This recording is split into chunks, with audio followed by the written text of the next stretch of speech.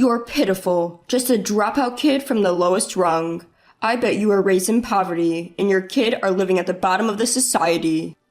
I see, so that's your way of thinking. Got it. My name is Mary. My life, though it feels strange to say it myself, has been full of ups and downs. That's because just before finishing middle school, my parents passed away in quick succession. As a result, I couldn't maintain my motivation to study for exams. I just wasn't in the right mental state anymore. And because of this, I failed all the high school entrance exams, including my safety school. So there I was at 15, standing at a crossroads to take a gap year or start working. Truth be told, I did want to go to high school, but the relatives who took me in didn't have much financial leeway. I also wanted to save my parents' life insurance payout for the future. Plus, there was the embarrassment of entering high school a year late. So I made the decision to start working and have been doing so ever since. I think I was 19 back then, dating John, who was a coworker at my workplace. He was 27 at the time. You're with someone that much older? Are you sure about this? A guy making moves on a 19-year-old, is he really responsible? My aunt, a relative, was worried for me, but young as I was, I didn't listen. John is a great guy. Yes, there's an age difference, but an 8-year gap isn't that unusual, right? Well, if it were 25 and 33 maybe, but 19 and 27 is something else. What's the difference? Stop bad-mouthing him. And in that spirit, we got married when I turned 20. Then, a few months later, I found out I was pregnant. I was happy, but it didn't last. When I told John I was pregnant, he said, What? You plan on having it? Seriously? No way. I can't deal with a child from a dropout. Why do I have to raise a kid that will be like you? Why would you say such a thing? You knew I was a dropout when we got married, right? Yeah, I guess. But no, it won't work out. I mean, having a kid with a dropout, the kid's gonna turn out weirdo, right? I don't want to raise a kid like that. I also want more free time. John said that and stopped coming home. Even at work, he managed to evade me. He was only urging me to agree to a divorce. As time went on, my feelings for John cooled and I agreed to the divorce. But my job at the time was at a small company that didn't have a maternity or paternity leave system. So I had no choice but to resign around the same time as the divorce. After that, with the help of my relatives and the remainder of my parents' life insurance money, I managed to give birth safely. I named my son Jacob and have been raising him with all the love I have. Fortunately, I was healthy after giving birth, and I worked multiple part-time jobs to earn our living. But by the time Jacob reached elementary school, I had a full-time job and an emotional leeway. Now 20 years have passed since those days. These days, I even have the luxury of going shopping with Jacob on our days off. Hey, are you married by any chance? Just then, I heard a voice I remember but would rather forget.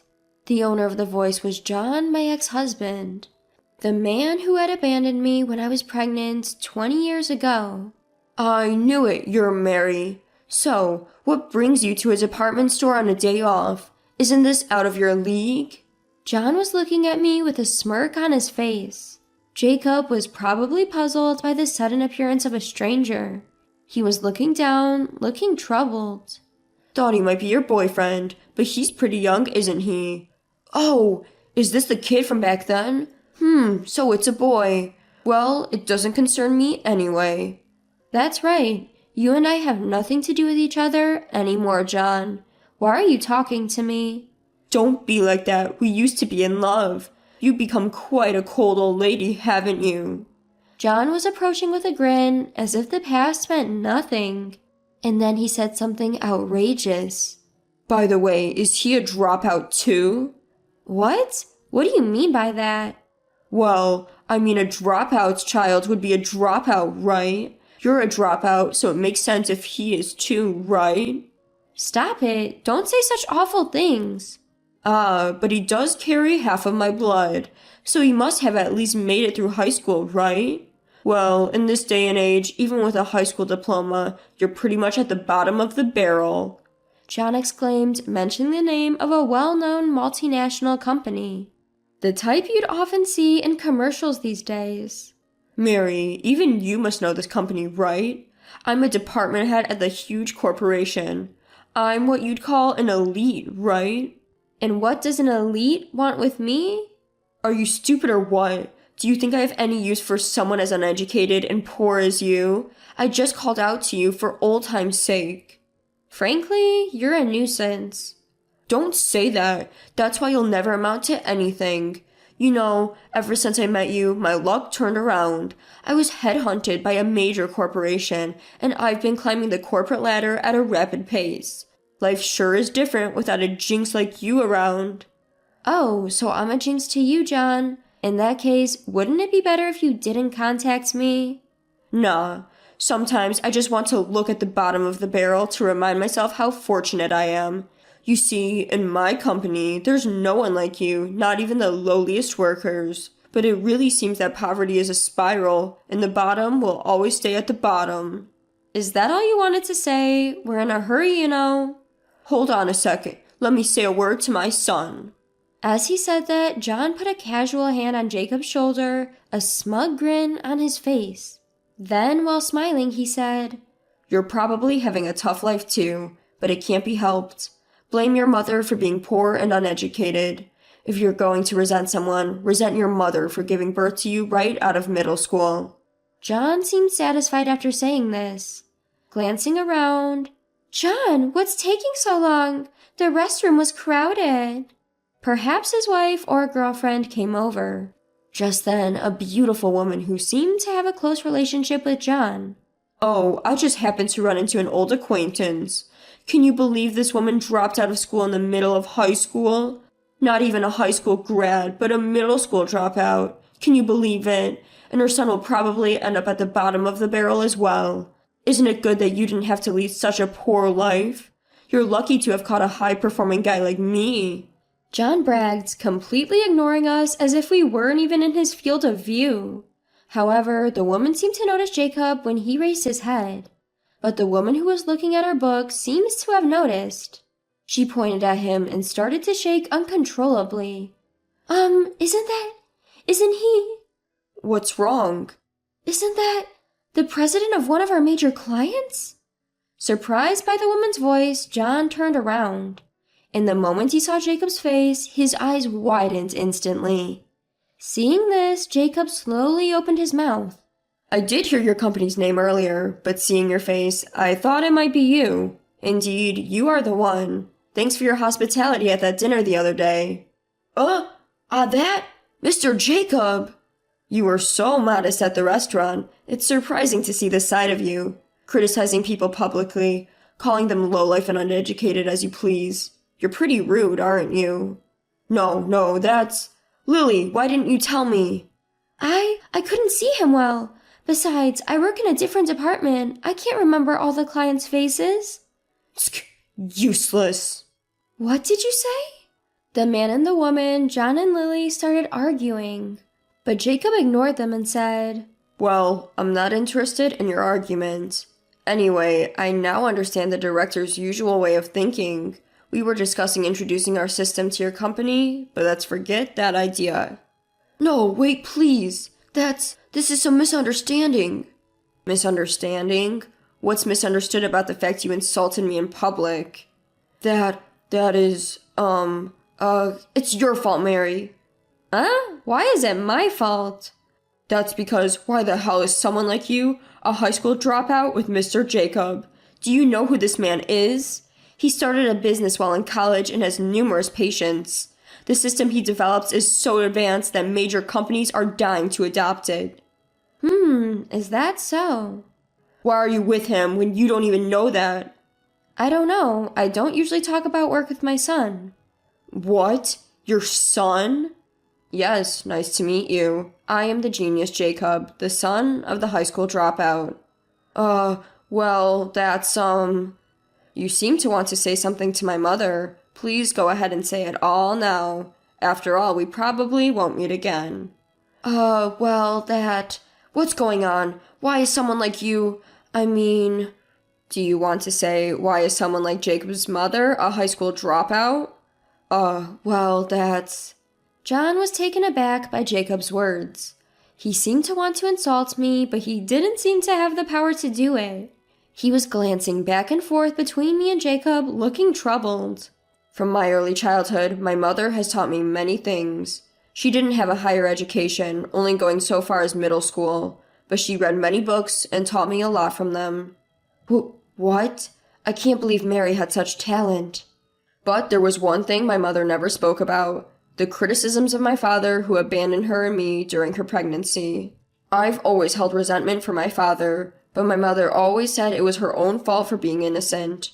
Even when we had no money, even when we were hungry, she was always smiling. She's the person I respect the most. So you respect her? But Mr. Jacob, half your blood is mine, right? Can you really not sign a contract with my company? Yes, I can. What's really unthinkable is your behavior. This is a public place, you know. Don't you think your actions have been embarrassing? No, that's the truth. I just see Mary as a stupid woman, that's all. And what does that make you? The man who had a child with this stupid woman? What kind of person does that make you? The one who abandoned her when she was so young? Maybe she was innocent, but do you have any idea how much hardship that she has gone through? You seem proud of working for a big company, but why didn't you give her even a single cent of child support? John seemed at a loss for words at Jacob's accusations, and upon hearing Jacob's words, Lily's expression changed. Her face, which had previously looked troubled, was now glaring at John. Hold on a second, that's not what I heard. No, you just be quiet. No way. Didn't you tell me that your previous wife cheated on you and left? That you weren't allowed to see your child? That you couldn't even get her to accept your child support payments, so you just kept saving it? Was all that sob story a lie? It seems likely that it was a lie. My mother and I are still living with our relatives. The father there should know the place. If he really wanted to give child support, he could come there at any time. Hey Mom, has this man ever contacted you? Not once. Not on my cell phone, not at a relative's house. And of course, I've never heard anything about child support. Hearing my words, Lily looked furious. In contrast, John turned a sickly pale color. You lied! You're the worst! I'm glad I never married you. We're breaking up right now. What? Wait, Lily, please don't leave me. John hurriedly chased after Lily. Jacob and I looked at each other at their retreating figures, and we burst into laughter. John's appearance was so pathetic that we couldn't help but laugh. We enjoyed some window shopping after that and went home feeling satisfied. Jacob later filled me in on the details. His company and John's were about to sign a substantial contract, but Jacob decided to withdraw at the last minute. Naturally, John's company asked why, so it seems like Jacob was completely honest about it all. He said, Your representative, he was my father. The man who left my pregnant mother never provided child support. To trust such a person and do business with him? Impossible. The system I developed is like my own child.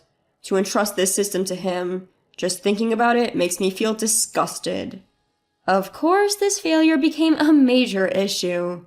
The company apparently punished John by demoting and sidelining him.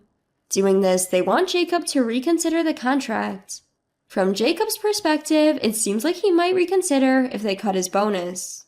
Surely, John will be facing even tougher times from now on. But that's what he deserves, right? He's 48 now, right? That means he only needs to endure another 12 years until retirement.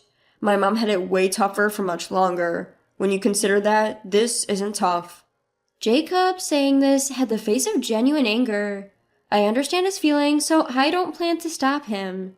In his panic, John has come running to our relative's house. At the entrance, he bows deeply, pleading desperately. I'm sorry for what I did back then. I lied about having child support, but I do have savings. I'll give Jacob the equivalent of child support as a gift while I'm alive. I'll even pay Mary compensation if necessary, so please reconsider. However, Jacob didn't even want to hear such talk. He said to John, I'm not interested in your savings now. Our hardship was in the past. You didn't help us then, and now you only want to save yourself? That's an awful thing to say. I'm sorry. I was young too. Please forgive me. People who truly regret wouldn't say they could pay if needed. You're just selfish to the end. Please leave. If you come to this house again, I'll call the police. Wouldn't that jeopardize your position at the company even further? At Jacob's words, John fled in a panic. Thanks to Jacob, he probably won't come to this house again. We should be able to live peaceful days from now on. Jacob is currently busy earning all his college credits. But once that's all done, he seems to plan on taking us all, the entire family, on a trip to a hot springs resort. I told him he didn't have to do that, but Jacob insisted he wanted to return the favor. If that's the case, we'll gratefully take him up on his offer. Surely we'll be able to have a good time on that trip.